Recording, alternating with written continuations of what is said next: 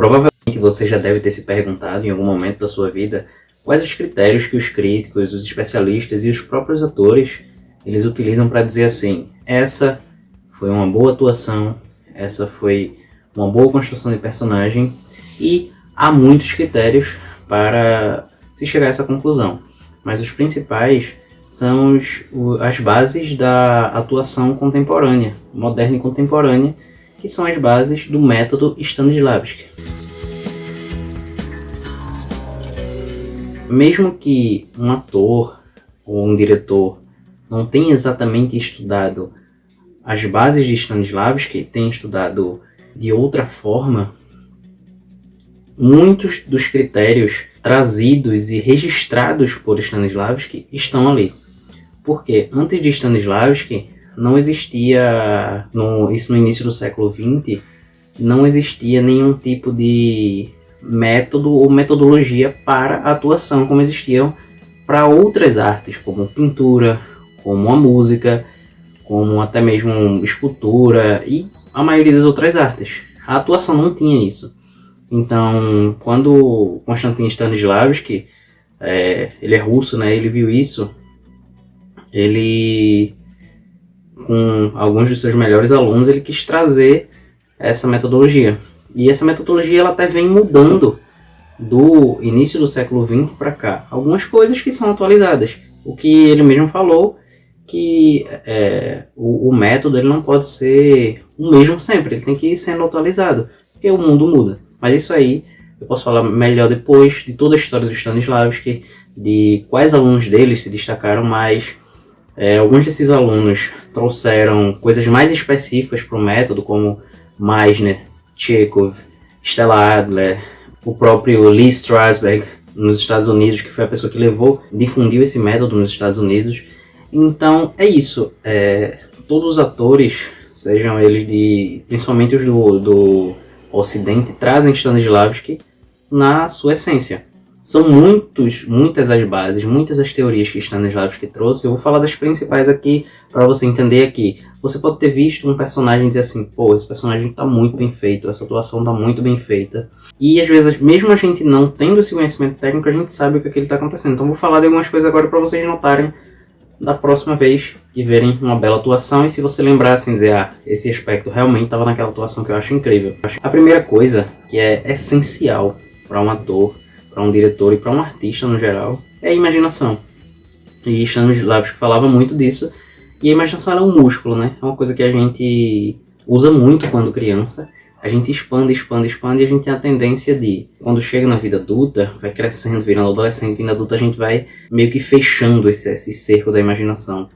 E o ator ele tem que fazer exatamente o contrário, é voltar a ser essa criança, essa coisa imaginativa, trazer esse desligamento da realidade para trazer a realidade.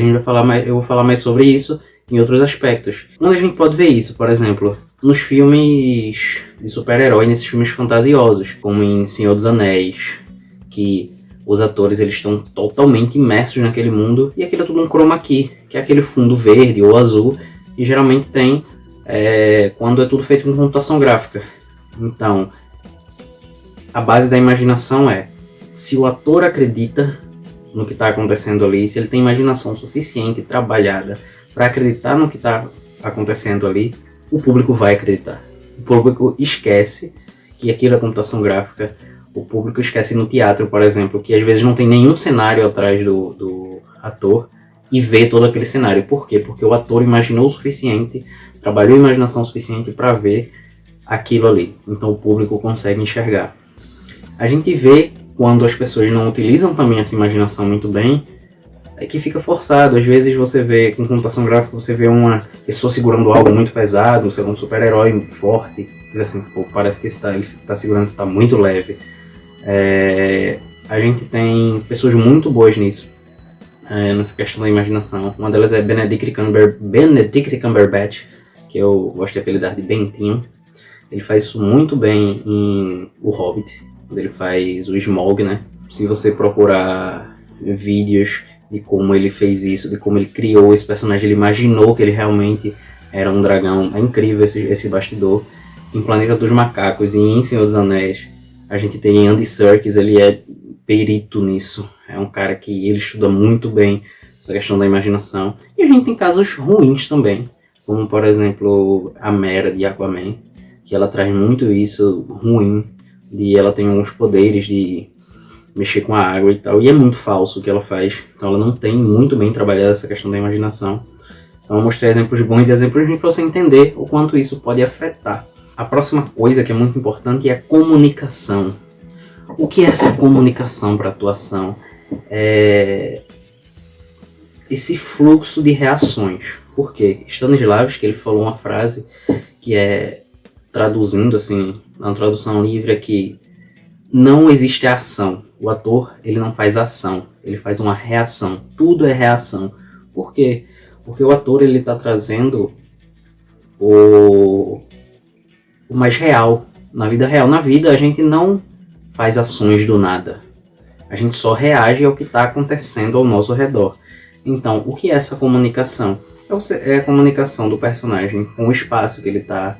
Porque em cada espaço que eu tiver, eu vou estar de forma diferente, com as pessoas e com ele mesmo. Por tudo que o personagem passa, se ele passar por coisas diferentes, ele vai ter reações diferentes em relação à vida dele. Então, com relações diferentes, você tem reações diferentes. Ou seja, você não fala com a sua mãe igual você fala com seu amigo. Os lugares que você está diferente, você é diferente, você reage diferente, tem uma comunicação diferente. O objetivo que você está naquele momento, tem os estímulos, né? Para estímulos diferentes, uma pessoa ela pode, vamos dizer, lhe pedir em casamento de uma forma e lhe pedir de outra forma. Esse estímulo, a sua reação pode ser a mesma, de dizer sim. Mas a forma que ela vai acontecer, ou dizer não, né? Mas a forma que ela vai acontecer é totalmente diferente. Então esse estudo de comunicação, ele é muito importante também para boas atuações. Tem pessoas que são muito boas nisso também, que eu posso citar aqui, são Meryl Streep. Se você ver a Meryl Streep em Diabo Veste Prada, ela reage o tempo todo. Tudo que ela faz, ela segue muito isso à risca, Meryl Streep. Tudo que ela faz é reação. Tem uma cena que eu acho que, se eu não me engano, é a primeira vez que a assistente dela vê o personagem dela lá, é que ela só reage com os olhos. E ela diz tudo ali com os olhos. E lá pro meio do filme, que tem uma cena, pra quem não assistiu, assiste esse filme, tem uma cena que ela tá triste. É a primeira vez que a gente vê o personagem dela vulnerável. É muito diferente a reação dela. Então, situações diferentes, é o mesmo personagem, mas ela traz uma coisa muito real de formas diferentes. Essa é a comunicação. Outra pessoa muito boa nisso é Viola Davis. Se você assistir toda a série How to Get Away with Murder, ela tá o tempo todo reagindo. Pessoas diferentes. Tem muita gente que passa pela série, muitas situações, e tudo é muito baseado. Então, essa questão da comunicação é extremamente importante para trazer essa realidade para a cena. E para o ator, quanto maior o foco naquilo que está acontecendo ao redor dele, maior vai ser a performance. Se ele prestar atenção só nele, a performance ela cai. Esse é a comunicação. Outra coisa, um outro ponto muito importante é o que Stanislavski chamava de o estado do eu sou. Que é o quê? É quando o ator ele cria aquela vida. Como ele vai criar? Através do processo de realmente de pesquisa, de entender o que é aquele personagem. Ele vai trazer o porquê é o eu sou. Que assim, aquela pergunta de chegar assim, quem sou eu? Se você faz isso com você tem que fazer isso com o personagem. E o personagem, ele traz a recriação de uma vida. Seja ela humana, se for algo mais realista, né? Seja ela, sei lá, um alienígena, um objeto que você for fazer. Tudo tem uma história, você está recriando uma vida. Então você vai realmente seguir os passos de uma vida. Você vai entender por que aquele personagem é daquele jeito. Ninguém é de jeito... Ninguém é nada à toa. Tudo vem da vida que a pessoa teve. E isso é que a gente chama no método de linha do tempo. Que é tudo o que aquela pessoa passou até chegar ali. O ator, ele deve estudar o personagem desde o dia que nasceu até o momento daquela cena. Ele tem que saber muito do que se passou ali até chegar ali na cena que ele vai estar, seja no teatro, no cinema, na TV. O ideal é que o ator conheça a vida do personagem tanto quanto ele conhece a sua própria vida. Esse é o momento ideal.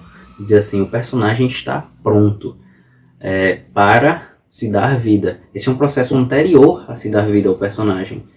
Então, por que isso é tão importante? Porque a falta desse estudo deixa o personagem caricato. Se o personagem se mostra triste naquele momento, e ninguém é triste 100% do tempo, né? Ele se mostra triste naquele momento, e eu não entendo porque ele tá triste, eu vou trazer gestos caricatos, eu vou trazer coisas caricatas para aquele personagem, porque eu não sei, eu não consigo trazer a veracidade de como ele fica triste. Existem infinitas formas de se ficar triste.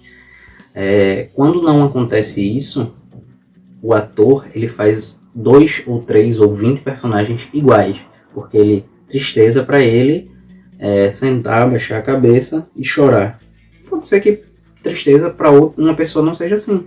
Então, se o personagem tem vidas diferentes, ele vai ter reações diferentes. Já voltando àquela questão lá das reações, ele vai ter reações diferentes. E então, tudo isso está interligado. Tudo isso que eu falei até agora está interligado para a gente analisar essas bases da atuação, para entender assim, tá, essa atuação foi bem feita. Quando você começa a ver por um todo, quando eu falar de todas aqui, você vai ver que tudo se junta e você vai dizer assim, tá, agora eu consigo ver isso nas boas atuações. E tem uma diferença muito grande que se confunde o método de Stanislavski com o naturalismo. E não é exatamente naturalismo, porque o método ele diz que a atuação ela tem que trazer a verdade. Por exemplo, voltando ao exemplo do Senhor dos Anéis, nada daquilo é natural de se acontecer, mas eles trazem muita verdade ali no que está acontecendo. Então é a diferença entre uma coisa ser natural e uma coisa ser verossímil. É muito verossímil, ou seja, você consegue acreditar naquilo que está se passando ali naquele universo. Então esse é o processo de investigação e de imaginação, trazendo de novo a imaginação. O roteiro, por exemplo, o diretor, o roteirista, seja do teatro ou do cinema, ele não vai dizer a você todas as informações. Então ele vai dizer o que está acontecendo naquele momento e vai trazer algumas coisas. Mas o ator ele tem que trazer aquela questão de novo da imaginação para trazer por quê? O que aconteceria se eu tivesse tido a vida desse personagem? E não, aí é uma questão de compreender coisas. Mesmo que você não tivesse passado por aquilo, você começar a entender, compreender, pesquisar. Então é um estudo muito grande do ator para isso, é uma pesquisa. O ator trabalha com pesquisas.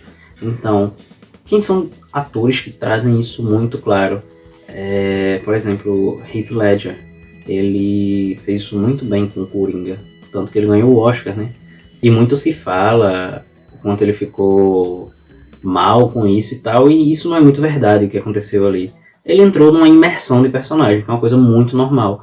E muitas pessoas que estavam no set ali com ele falam que ele conseguia entrar e sair. Isso é muito difícil, inclusive. É muito difícil. É mais difícil depois que você sai do personagem entrar de novo, e ele conseguia fazer isso muito bem. Tanto que tem vídeos de bastidores onde ele anda de skate, faz muita coisa, né? Ele fez isso muito bem, essa construção de personagem, de trazer. Tanto que tem aquela questão das perguntas, você sabe como eu ganhei essa boca. Então ele tinha toda essa construção. Agora a pessoa assim que é muito conhecida por isso é Daniel Day-Lewis, né? Daniel Day-Lewis ele faz uma imersão muito grande nisso. Ele até chamado muitas vezes de antipático, enfim. Tem coisas que ele faz que realmente não sei se eu faria, mas ele ganhou 2, agora fiquei em dúvida se ele ganhou 2 ou 3 Oscars por isso, de atuação. Tá, é a forma dele fazer, não concordo com algumas coisas que ele fez, mas é a forma dele de interpretar o método, vamos dizer assim. Ele chega num limite muito grande mesmo. Gary Oldman também é uma pessoa muito assim. Se você olhar os personagens de Gary Oldman, eu particularmente já fiz um estudo de alguns personagens de Gary Oldman, e você vê que cada personagem dele é exatamente muito diferente. A forma de andar, a forma de falar, a voz, a cadência da fala, a cadência do andar, tudo, o olhar. E não é só questão de caracterização. Muito se dá, não, a caracterização é diferente, não. Tem personagem dele que ele não está nem caracterizado diferente, assim. É muito parecido e ele realmente traz uma diferença muito grande. A próxima coisa é a vivência do personagem, que é o quê? Quando você fez tudo isso, todos esses estudos teóricos, é viver o personagem. Então é isso que a gente vê. Quando a gente assiste, a gente vê isso. E como é que os atores geralmente fazem isso? É que se chama de laboratório, né? A gente ouve muito falar nisso na televisão. Ah, porque fulano fez o laboratório e tal. E existe muita glamourização desse laboratório.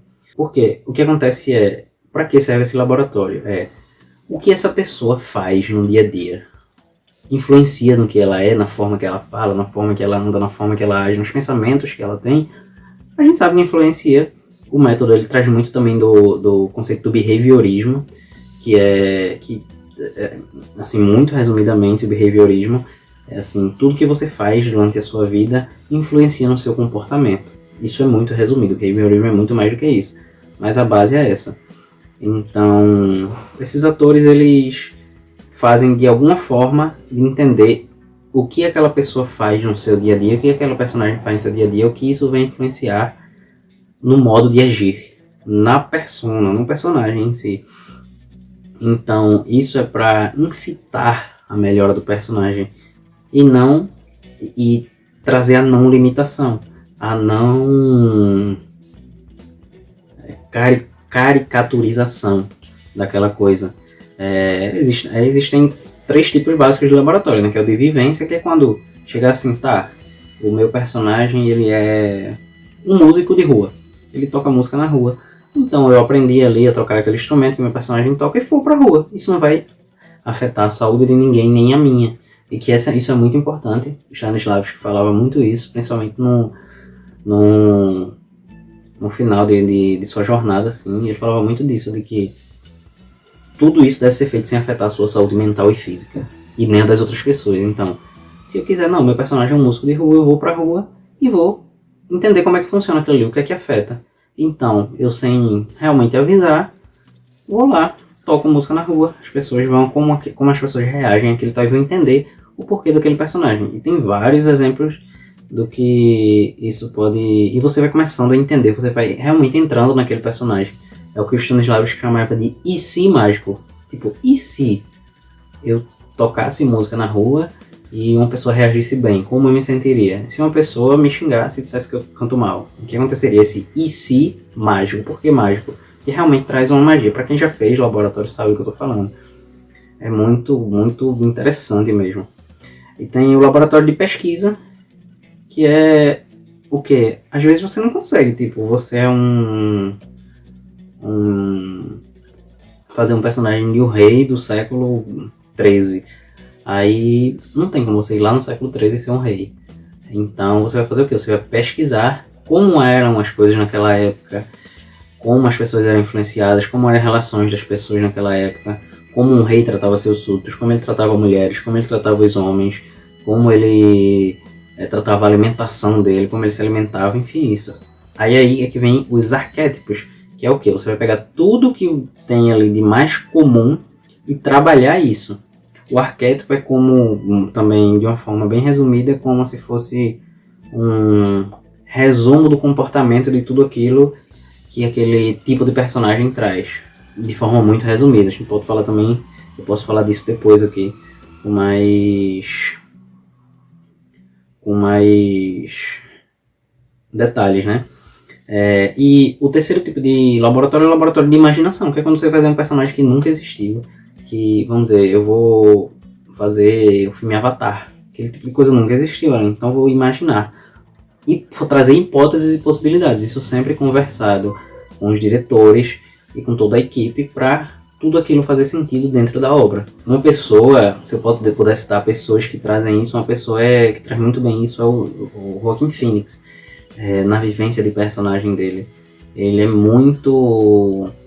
Você consegue, mais uma vez, alguns que eu falei anteriormente também, como o Gary Oldman, trazem muito isso, de você ver muito da pesquisa ali no personagem deles, de como pequenas coisas fazem a diferença. Se a gente pegar um personagem do Coringa, por exemplo, de Joaquin Phoenix, cada pequena coisa faz diferença ali. O porquê o corpo dele é daquele jeito. Com certeza tem tudo a ver com o que ele passou de repressão, até por conta da questão que ele tem psicológica. Tem muitas coisas que trazem ali. Se você ver o personagem dele em Her também, é outra história totalmente diferente. Ele traz pequenas coisinhas assim, de traumas que ele teve e tal, de coisas que ele passa. Tipo, se ele trabalha naquele lugar, quem já assistiu o filme vai entender, se ele trabalha naquele lugar o dia todo sentado, o que isso traz pro corpo dele? Ele teve que fazer aquilo, com certeza. Conhecendo um pouco do trabalho de Joaquin Phoenix. Ele já fez isso num filme que eu não vou lembrar o nome agora, no filme que ele era um artista em decadência, então ele fez isso muito bem, tanto que as pessoas ficaram até com raiva dele porque ele fez isso, essa questão do laboratório, de entender mesmo como seria um artista em decadência, ele fez.